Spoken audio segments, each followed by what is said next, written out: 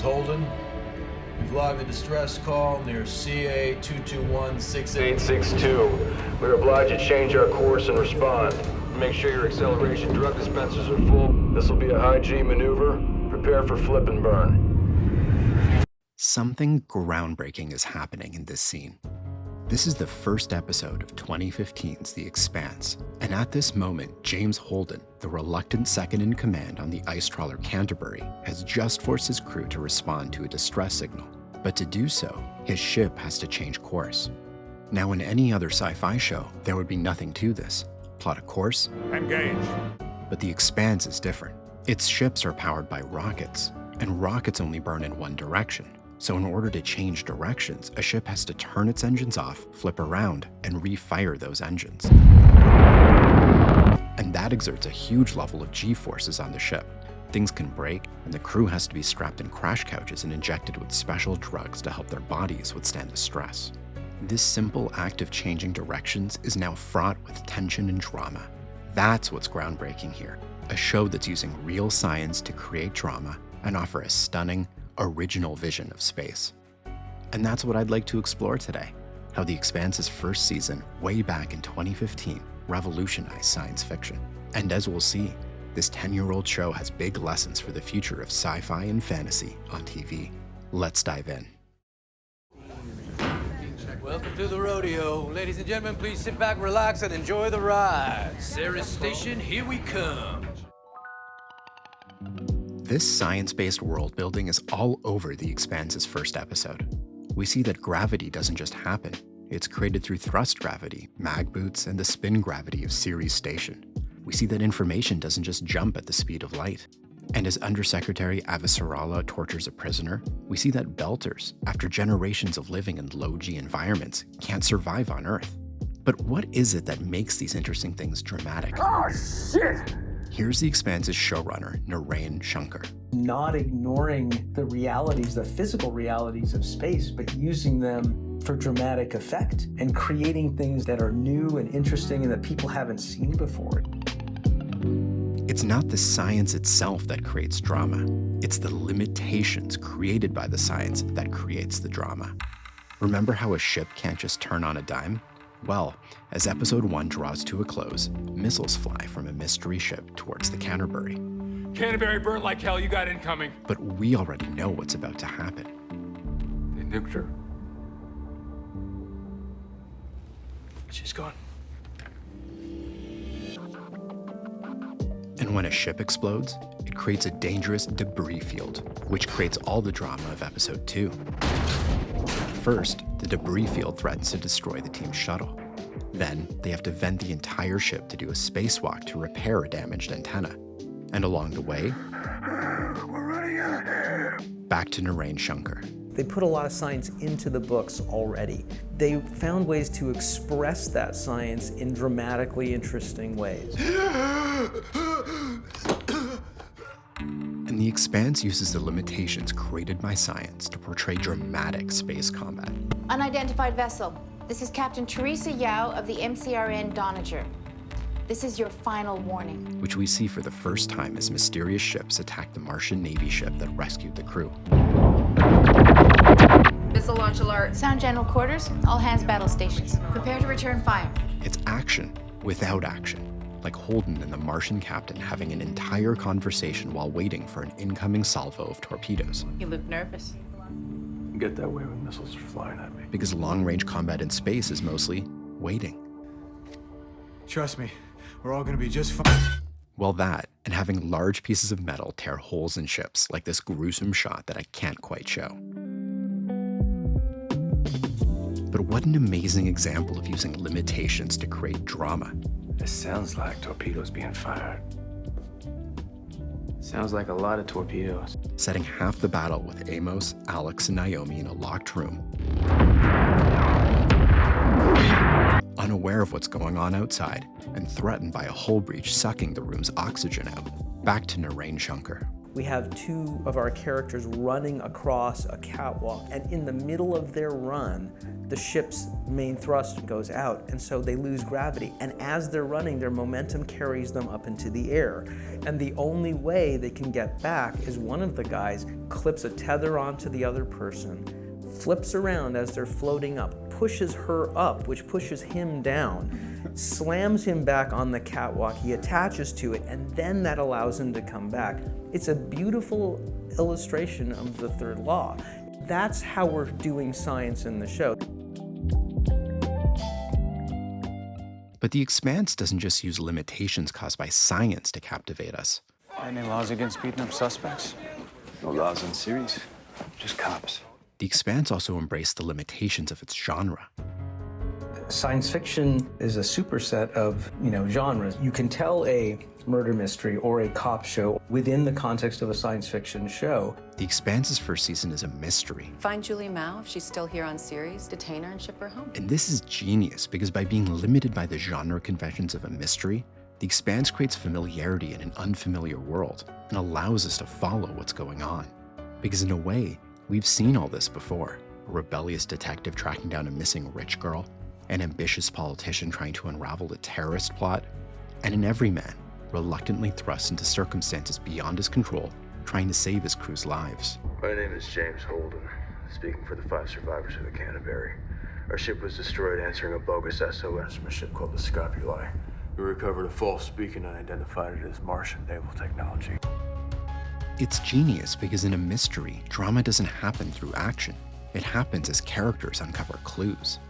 The Anubis left Phoebe Research Station and was headed for Eros. I'm thinking Julie's ship was sent out to intercept it. And then, suddenly, ships start blowing up. The Canterbury, the Donager, it's gotta be connected. And the mystery setup forces The Expanse to start small. A missing girl, a captured terrorist, and a distress call, which forces The Expanse to only share small slices of its complicated world building with us.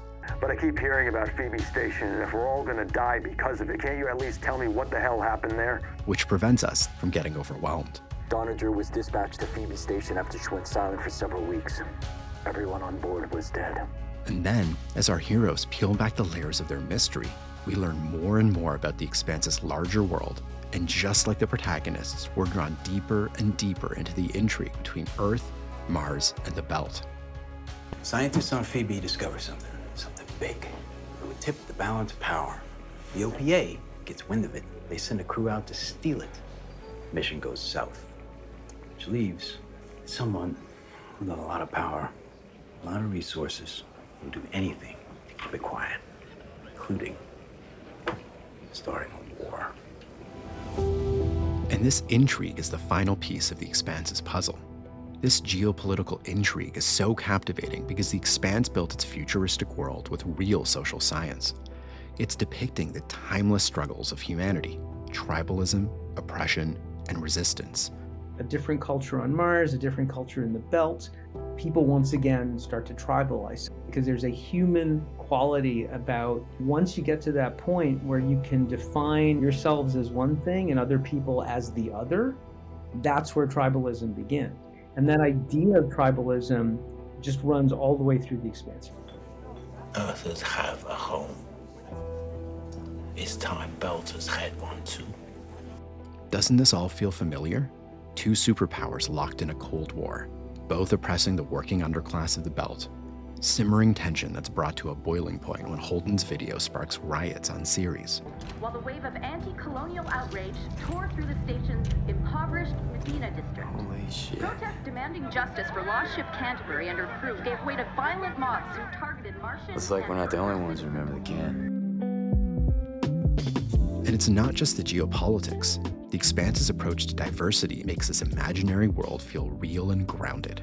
Humanity had gone out into the Belt. It wasn't just, white Americans, it was the Russians, the Chinese, the Indians, and so the Belt was this polyglot mix of different cultures and language styles and little pieces of them. I love that they invented an entire language for the Belters, built around hand gestures, because early space pioneers would have worn spacesuits and would have been forced to communicate with their hands. Stay calm, Ganze Kotzing gut. No. Stay calm. Unte kolten gonya gut. But back to the story, because just like science, geopolitical intrigue on its own isn't interesting. You need limitations to create drama, and The Expanse does this by forcing our characters to make really hard decisions against this geopolitical backdrop. We're just caught up in the churn is all. When the rules of the game change. What game? The only game. Survival. Where the jungle tears itself down and builds itself into something new. Decisions that have big moral consequences. If the price of justice is more innocent blood, then I don't want it. Should Holden and Amos kill innocent Martians so they don't get impounded and can continue their quest to find out who destroyed the Canterbury? You logged the distress call, Holden. Welcome to the churn. Should Avasarala destroy a friend's life to try and prevent war between Earth and Mars? Heaven help us all if Mars and the belt decide to share the toothbrush. And should Miller, a belter, support the OPA or uphold the very laws that are oppressing his people? I think that under that ridiculous hat, there's a belter yearning to find his way home. This is a stunning vision for science fiction. A gritty, futuristic world that reflects humanity's timeless struggles with itself, built on the limitations of real science, a tantalizing mystery, and nearly impossible decisions against a backdrop of a solar system on the edge of war. You don't want to test this particular guy. And it made me want to know more about the showrunner who made it all happen, Narayan Shankar. It takes literally 1,000 things to go perfectly right to have something great, and it takes like 3 things to go bad to make it a disaster. I've listened to hours of interviews, and there's something about the cast and crew that just feels different. They feel like a family. And as a leader, I think there's 2 things Narayan did that made a huge difference. First, he didn't just involve the original authors in the show. He asked them to join the writer's room. Very quickly, we found that Ty and Daniel were incredibly open to truly adapting the material to a different medium. And with Ty and Daniel there, we don't break anything. They allow us to stay on target. They exploit the scope of the world that they've created, and we're just the beneficiaries of that. And second, Narayan had grown up in the writer's room of Star Trek: The Next Generation, and it was there that he learned an important leadership principle. Best idea wins. It's not about hierarchy. It's not about who screams the loudest. It's not about who's got the bigger title. It's just best idea wins. That's a great way to run a room because people will say what they think and not be afraid to say what they think. And as a result, you had a team of writers and producers guiding those thousands of little decisions who were all committed to honoring the spirit of the original books. But there's a complication to this feel-good story. I thought if I could find Julie, finally know something. Season 1 ends with some answers, but even more mystery, and sets up 2 absolutely phenomenal seasons of TV. And then We just got hit with a mega dose of hard radiation. the Sci-Fi Channel cancels The Expanse. We're dead. Fans were stunned, and it sparked a huge campaign to get Amazon to save the show. Cakes were mailed, a plane with a banner flew over Amazon studios, and high-profile fans reached out directly to Jeff Bezos. And it worked.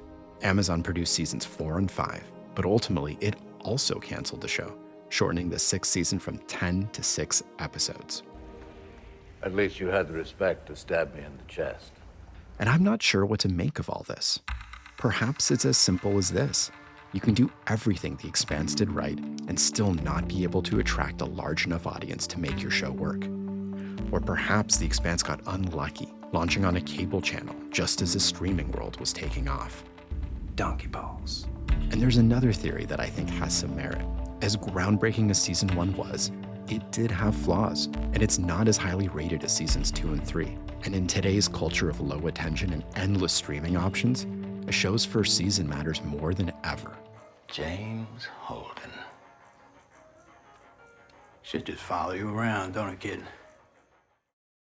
So, what does this mean for the future of science fiction on television? Can ambitious shows succeed?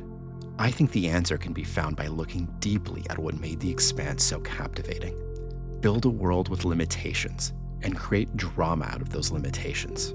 Pick a genre and stick to its conventions so you create familiarity in an unfamiliar world.